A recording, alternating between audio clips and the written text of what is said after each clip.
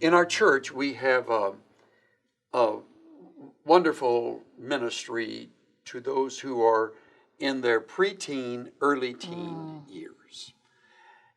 And the one who has led it has encouraged fathers to take their sons. You know where I'm going with this. If the grandfather can go, if both grandfathers can go, it's even ideal. And to get away for a weekend and prepare for it in a couple of different ways. Some of them have chosen to bring a ring of purity. Yeah. And there's an actual ceremony where they spend their time discussing this decision the young man is to make in the presence of his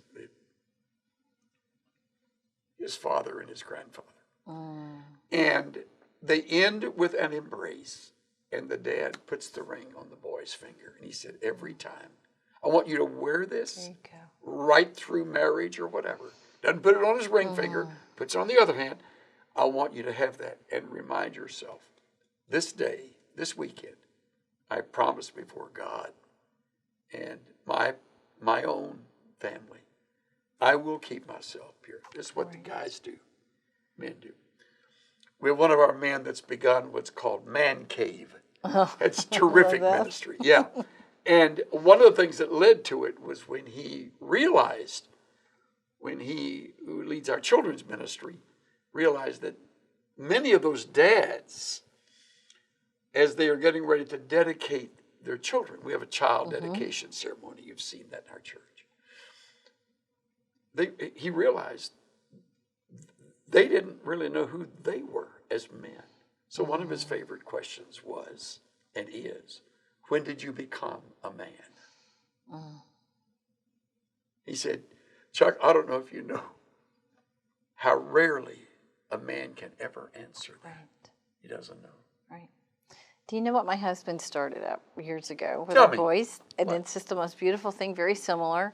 But as they hit, it was probably, really was deemed not on age, but on their character, their actions, their behaviors, and so forth. And he actually, and I know not everybody can do this, but he actually designed a ring with the family crest and has a man ceremony, but he brings in, at that time, my father was alive, but the grandparents, only men.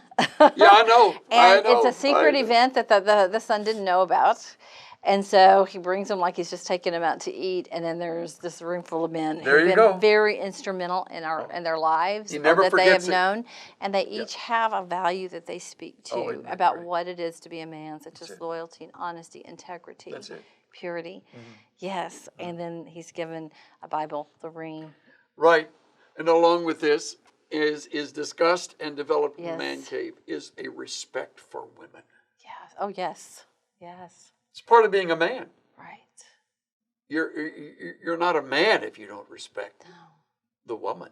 And not just the one you're in love with, women in general. And it develops this appropriate sense of manhood that is, again, missing. A real man is accountable and is willing to be accountable. And I think that, again, you speak from the woman's point of view, and I can tell you from a man's point of view. That speaks to him again and again as he's growing. And you never grow beyond it. And I love that about the Man Cave. He develops that whole appropriate response to humanity and to manhood and to womanhood as well. Well, and I loved what you said earlier, even about the fact of how the roles just get out of balance when that's not there. And a lot of people just don't realize that and they need to be taught. Right, and they'll come to you where the roles are reversed. Absolutely. How come I can't be in charge of this? Well, tell me about your courtship. Right. You lost it there. Right. And in the marriage and it's a mystery how that got twisted. And as much as she may want to say, I want you to lead our home, I want Christ to be in charge, her resentment for him is deep and goes back, and they've never dealt with it appropriately. Yeah. I want to thank you for spending your life doing what you do. Yeah. Well, I want to thank you as well because I know you have been a huge supporter of Christian counseling. Yes. And in the context even of the confidentiality part of it, because I know that I've encountered that in my profession where there have been, and not to put anybody down, but a lot of churches who don't support that and think that we need to bring that person, to the church with their issues, but they're never going to do that until they get to a safe place and if they need to. So I think that's a huge thing, that someone feels safe, that they're able to go somewhere and be safe and talk. Yeah. Isn't that a pleasure to know that you can be a part of something that is safe? Yes. That upholds the dignity of each individual. Right. And wrong may have been done, which you don't condone, but you don't condemn. No. When all you got to do is look within. Takes away all the condemnation. It does. And the beauty of this is there can be a future and a hope. Isn't it great? Well, my tagline on my website is "Hope for Your Future." Oh, I didn't know and that. I actually have the 4 as the number 4 from the Hebrew letter 4, which you would know is Dalet, because it's the door. And the door that needs to open, and we have to choose, are we going to open that door, walk in, and start that process, or are we going to keep isolated and keep it closed? Isn't that great? Yeah. Now I know the code. There you go. Thank you, Cheryl. You're welcome. Thank you for wonderful. having me.